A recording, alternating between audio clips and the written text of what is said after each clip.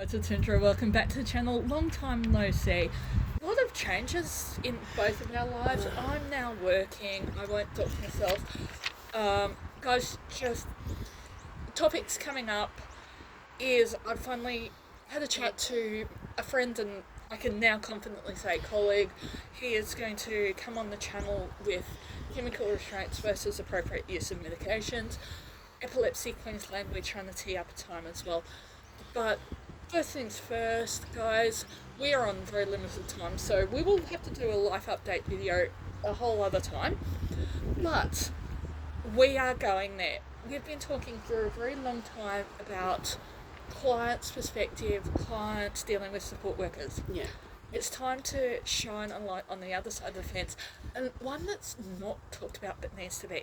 Support worker burnout. So, difference, as we were doing the run sheet, difference between burnout and needing a holiday. Well, look, I haven't had a holiday in at least 5 years since I've had a holiday, so I can't talk because I'm in burnout. I know I'm in burnout.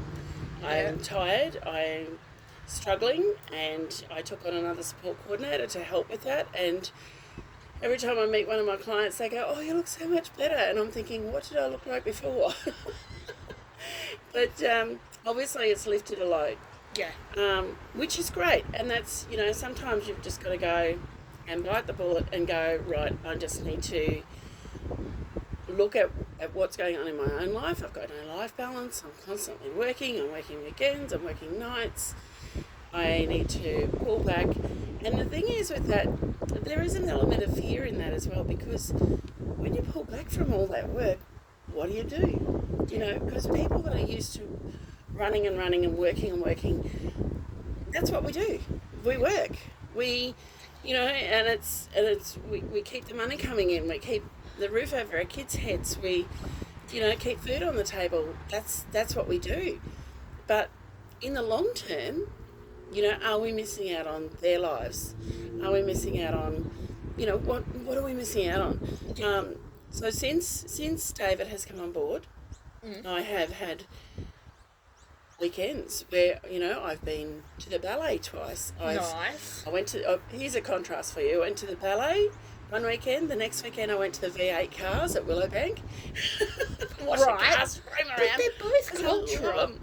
Yeah. They are cultural. Well, I'd never been to the ballet before, so it was something so different, and to think not a word was said, but the whole story was told, and it was just amazing. One was Cinderella, and then I went to Sleeping Beauty 2 weekends ago, and then last weekend we went to Maverick with the symphony orchestra doing the music for the movie. These are the kinds of things, like, yes, they're all in Brisbane, but there's some great stuff in Toowoomba to do too. If you're Toowoomba based, have a look at the Empire and just book yourself in. Just do it, because you've got to. Also, the uni, and guys, we are coming up to September. Carnival of Flowers. Drop into any council office. I do try and avoid that week though. So it's the whole month now because of that. I know, and the thing is, I love to go to the gardens when it's not absolutely flooded with people. The carnival's great, that day's great, but I guess I've like everybody else, I've gotten to a stage where I just don't want to deal with a crowd. Where I'm the other end, because I worked or marched all throughout my childhood. I marched with guides or a band, or then when I was an adult I was working. So I'm the other thing of, let's go in. Again, contributing to poor Deb's burnout. I'm like, hey, guys, a signal boost, because this will be going out this weekend. For God's sake, if you don't drive, you have support and you have funding for one-on-ones, organise for getting into Carnival now. Don't just run out the day don't leave before. it because you won't have a support worker to do it with you. And some are organising buses to go in, priority seating. There's lots, and you've got There's a lot of movement around it, which is fantastic. And even for the disabled community, but you've got to know they have Sideshow Alley essentially quieter, rides are free type of thing. Yeah. They have the rides a bit more accessible as well. And so that's a really big one as well. And guys, this is something that I don't know, but I see it from a client's perspective, is that social media is contributing to support worker burnout. It's an industry of need. We're getting a lot of young, energetic people in. Absolutely amazing. Or we're getting a lot of people who've been stay-at-home mums for a lot of years, raising disabled children. Absolutely amazing. But they see it on TikTok of people doing really amazing things. And even I feel like I've contributed to the problem at time of doing nice things, doing social media, etc. But at times, it is literally showering someone, taking them to the toilet, sorting out who ate the last of the bloody cornflakes. It's the nitty gritty, and it's the nitty gritty of everyday life. Like, but with an extreme end to it, where yes, you do need to shower people. Yes, maybe you do need to help them with you because I've got to just organise my own supports today. Sometimes you do need to help them with those intimate things, such as toileting or, menstruation with the ladies. And, there's different things that you have to do. And, hey, if they can't do it themselves, they need help. Exactly. It's nothing to be embarrassed about or undignified about. I find the easiest thing is to just have an everyday chat about movies or what you saw on TV last night, or what are they doing later in the day during those times, because it just eases their mind a little bit too. But contributing to burnout for support workers, I find, is sometimes other support workers. There's a lot of support workers in the industry that aren't helpful to other support workers. A lot of support workers that feel threatened by new supports coming in. They feel like their shifts are being taken off them and given to someone new. They're fighting it out for Saturday and Sunday shifts because there's more money in them. Yeah. These kinds of things. But, sometimes there's really good reasons for that. And sometimes you don't know you're in burnout. You don't feel you're in burnout, but you're snapping at people. You're snapping at clients. It's the way you're saying things. It's what you're saying. It's your attitude's shifted. And we might take things that you think are small as big things. The small things become big to us. Not being able to get out when we might have been moping around the house watching Netflix all day. We might have really been looking forward to that drive. You're like, oh no, sorry, I don't have the energy. And then you're wondering why someone's acting out. Yeah. Or it's quite often I've heard, oh, let's go for a movie. This is playing. Let's go and see that. So, don't try and influence your shift to suit you. It's about the client, and sometimes you just got to suck it up, to be honest. And it's stop being a princess. Sometimes there's so many princesses out there. Oh no, I don't cook. Oh no, I don't clean. Oh no, I don't do personal cares. Well, what the hell do you do? That's your job. But burnout, on the other hand, is when you've got really good and strong support workers that have just been run into the ground. And they're walking away. They're walking. They're going into different industries altogether. I've had two recently this week.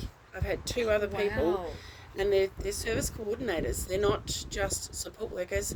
They are that step up where they're organising rosters and shifts and talking to participants and clients and getting everything done. Family. And they're walking away and they're stepping into totally other industries. They've had enough. Yep. And we've got to stop it before it gets to that stage. We've got to find that self-care level. Now, whether that self-care is just you going to the beach for the day with your kids, or by yourself, if you're, if you're on your own, off.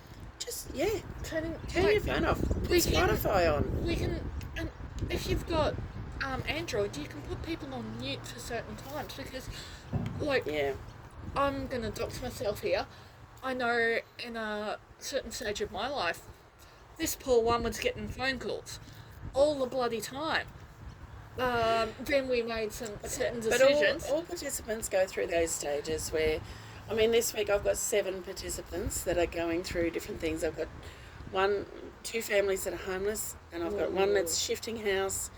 I've got, there's just all kinds of things happening. Wheelchairs. There's a number of things that are happening, and that's just. I woke up this morning and went, no, it's Friday. No, I've got to do Friday, and I do. I've got to suck it up, and I've got to get out there, and I've got to do it because these are my people, and I want them to have the best quality life I can damn well give them. Yeah. And that's what I'll do. But yeah, I must admit I'm looking forward to sleeping in tomorrow. But this is the thing: if you are working night shifts, honestly, I used to do an awake shift. I used to do awake shifts 3 nights a week in a row, and I used to do a couple of afternoon shifts as well. I used to run houses. I used to, there's just a social group. I used to run a social group. There is so much, and you can overload so easily, and the other staff will let you. And that's the thing, the other staff will, like... If the cleaning's not being done, and they think that they can get away with not doing that cleaning, and you'll come in and you'll do it, and they get away with it, they will leave it the next time as well. It's got to be even, Stevens, across the thing. And that's why most houses have to bring in a cleaning chart and for each shift, because of this kind of stuff that happens, and they're finding their workers are getting run into the ground because they've got workers that just can't be bothered doing it, don't want to do it, rather sit watch a movie with the clients all day, and that's fine. If you've done your job, hey, go and watch the movie. I don't object to that. If No. you have done, if you've got in there and you've helped them clean, you've helped them strip beds and wash their sheets and do whatever needs to be done for the day, then that's fine. Then, if you want to pack a sandwiches for lunch and go down the park, take them all out. And watch a movie in the afternoon if it's a horrible day. Do those things. But don't leave it for the next staff member to come in, because you are burning out somebody else. And the biggest thing that I find is that support workers are thinking that it's okay to do that. It's not. Because while they're looking after their self-care, they're not looking after somebody else. Exactly. So look after yourselves and don't get yourselves burnt out. And don't, if a client's stepping up to the plate, for God's sake, let them do it as well. So, yeah. And the idea of working with your clients is to work with them. Don't do it for them. It's about working with them and helping them, and that's your capacity building. If you're not capacity building, believe me, the NDIS are going to pull the funding, and that's what's going on at the moment. If the NDIS can't see that staff are doing their jobs, that staff are capacity building participants, they will pull funding, and that's what they're doing. That's the thing, and if a client wants to do it, let them do it. It might be the 100th time you teach them how to put their washing on. Don't get mad at them and just say, oh, I'll do it for you. Oh, it's quicker if I do it. I'll do it. No. You're it can take, but come the 101st time, they might go, I can do this now. It's clicked. And sometimes it takes 12 months for something to click in. Sometimes it never will. But hey, that's okay. Just take your time. And this is the thing, we've always talked about slowing down to the participant's pace. Don't go in there and be bull at a gate and think you're going to do it your way. It's about the participant. It's about building their capacity, about building their abilities within the home, within community.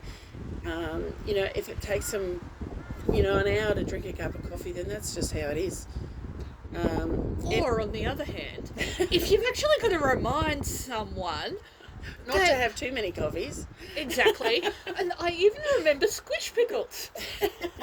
Yes. So for our new viewers, I think I might take him home. I think I'm eating this weekend. For my and workplaces have an obligation to ensure that doesn't happen, and workplace culture is something that really does need to be worked on within the industry. And it's not just this industry. I mean, aged care, childcare. I haven't done aged care, but childcare, I know there's a lot of toxic workplaces in there, and you get a lot of people that won't tell you things or show you things or feel threatened by your knowledge. Or if you come in and you know a better way of doing things, Yeah, they're going to feel threatened by that. absolutely. And it's like, oh no, we always do it this way. Well, I never want to hear that out of a support worker. We always do it this way. Or this look is at best your practice, alternatives. and when you actually look, Is it best practice, it's the now? human. Like things change. They're changing all the I've had time. someone say that to me. When I looked, they were actually operating in a very NDIS service model of this is the best practice, it's human services model, and if you had had a clash with a support worker, if you were asking for roster change, it was, oh no, that can't be done. I can understand they have people who just want the roster change because this person will do what they want, Yeah. not challenge them, whatever. And when you've got that 1 to 3, you might have to suck it up as a client as well. And that's the other thing. It's a balance, and it's not an easy balance to do for companies or private support workers even. I mean, they're trying to earn money to live, the same as everybody else. They don't have the opportunity to sit on the couch and watch Netflix all day and still get paid. You don't. If you don't work, you're not getting paid. It's as simple as it is. And support coordinators are the same. We don't know how long we've got. We might have 2 years. We might have 6 months. Who knows what the government will do to us? But and then I'll be on the support worker trendle, yet again, because I'm sure as hell not going to go and work for this government. No. Because I just, the stuff that's going on is not good. And not also, good. can I just mention before we head off, guys, notes, really important. We bang on about notes, and I They're heard legal documents. the best phrase from an independent support worker who's actually a friend and colleague of mine. She's literally doing 2 jobs to make ends meet. So... and a lot of them are. This is the thing. She has said, when you're doing notes as a support worker, don't note take for the client, don't note take for the support coordinator. Yes, you need to be doing that. Note take for the lawyers in 5 years' time. Factual. Be factual. Be factual. We did this, we did that. Don't put any emotion into it as far as your opinion does not count. I'm sorry, but that's just how it is. That's the thing. So many people think that... It's not story writing. It's got to be, okay, this is, but and you've got to be looking at their goals all the time. Whenever you're case noting, looking at goals, where are we heading with this activity that we're doing? Is this actually capacity building? Is it actually part of their goals? How is this? Because that's what the NDIS are going to pin down. Yeah, and I've had with horrible cutbacks and through. stuff like that. So guys, we will leave it there. Thank you for watching, but I do have a bit of time because, guys, I don't know how ethical this is or not, but I have my personal support worker literally sitting checking my own emails. But that's between you and her, though. That's your private staff, and if you allow for that, then that's your choice. I've recently had a participant, though, share her funding with her support workers, and they came to me and said, I want every second Saturday, and I want, one of them wanted every second Saturday, the other one wanted extra Sundays, not realising that this lady actually towards the end of the year will use more funding with what she was doing.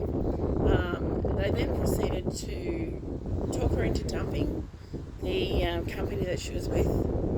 She dropped me as well. She went with a new support coordinator, and the 2 support workers went private. So that's heavily, that's coercive and influencing, and that is reportable to the commission, and it has been reported. I think we so have it's something done to be really careful of. Yeah, and I think we have done an episode over on the podcast about ethics as well. But that's why we say document for the lawyers in 5 years' time. Yeah, be absolutely. Ethical. And, we bang on about support workers, but there's a reason we do, and also... Well, they're on the ground, you see. They're the ones that are there with them all the time, with the participants all the time. They, and let's face it, they're only going to relay what they want to relay back to the office or to the support coordinator. And I mean, what are they, and unfortunately some of these support workers are sitting on stuff that they shouldn't be sitting on. They should be sharing it so that it can be acted upon and worked with, and sometimes things get to a point that it's out of control, and then it's a real problem. When small episodes become big, we had to make that subscriber Absolutely. only. I might actually make that public again when we're able to, because we're recording tomorrow, we might revisit that as well. Guys, and I'm getting a bit wound up, but it's like, it's one of those things. Squish pickles. Ethics can be complex as well. It's a hard line to walk. It really is. A professional line. And look, I have seen over on TikTok, and for my own safety, I'm no longer on TikTok. We'll have to do a subscriber only on. I don't get TikTok. I don't do TikTok. I'm sorry. I'm very old fashioned. I feel my age today, but I'm not TikTok. I'm not Instagram. I'm very boring. And look, Facebook. And that's why we even say do your own homework about what the job actually entails. Talk to people. And the other thing that I've seen is support workers and support agencies saying, oh no, we won't accept a client unless we get the full plan, including funding. And No, and that's not the right to have that full plan. It's, as from a support coordinator's perspective, we will give the about me, the goals and the funding for that service provider that they need according to what the participant and family or nominees have decided that, because it's a meeting that happens between the support coordinator and the families and the participant in regards to how they're going to spend that money, and the service providers are then allotted that amount of money. We work it out, how many hours, what days. Even with allied health, we do exactly the same thing. We work out how many hours and how we can make that funding stretch as far as we can, and they still get what they want to get. So, if a participant chooses to share the plan, the whole plan, with a service provider, then that's fine. That's their choice. But as a support coordinator, we can't do that. It's not for us to make that decision. We allot the funding according to what the participant wants. Yeah. And that's how that works. So service providers that are thinking, this is a crap support coordinator, we can't get, we need to see the whole plan. Why? Why do you need to see how much allied health there is? Why do you need to see, as a SIL provider, how much community access there is if you're not doing community access? You don't need to see it. And say SDA, if SDA is providing just the housing. Yes, so that's all it provides, yeah. They have allied health coming in. Yes. Do they have the right, oh no, that's a security risk, we need to know how much funding? No, absolutely not. No. Yeah.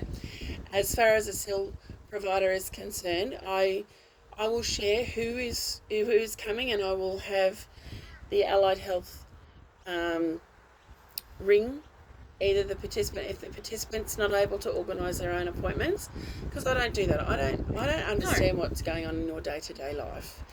I may know that you have 7 hours on a Monday and Tuesday and 4 hours on a Thursday and Friday. I don't know what you do with those. That is up to you. And you might be. And as far as that's right. And as far as getting dropped and picked up. And as far as allied health is concerned, you might want to see them on the Thursday afternoon. Oh, so I will either make the appointment, have the participants or nominees make the appointment, or pass that along to the SIL provider and say, okay, they want this appointment during SIL time. Yeah. Can you make this appointment for them? So the allied health, I match up the allied health with the SIL, and my idea of it is to make it the team, so that team works together. Yeah. I have had SIL providers block allied health providers, yes, and because they didn't know how much funding that participant had, and they wanted to see the service agreements. And I informed them that no, you do not get to see the service agreement. They have a certain number of appointments. I have given you your information so you can assist that participant to make those appointments with the allied health to fit in with what activities are happening. But otherwise, it's none of their business. And I know, It's got nothing to do with the cell provider. Otherwise, what the allied health people have got in funding or appointments. Yep. So they just need to fit in with those and make that work. Now, we will leave it there. I'm going to have a chat with my personal support worker and see if she wants to come into the alert side of the conversation. But otherwise, guys, we will leave it there. We are recording tomorrow. Can we give Deb a very big thanks? Because she's giving up her weekend to do it. That's I'll catch up with you tomorrow afternoon. Okay, see you guys. Okay, bye.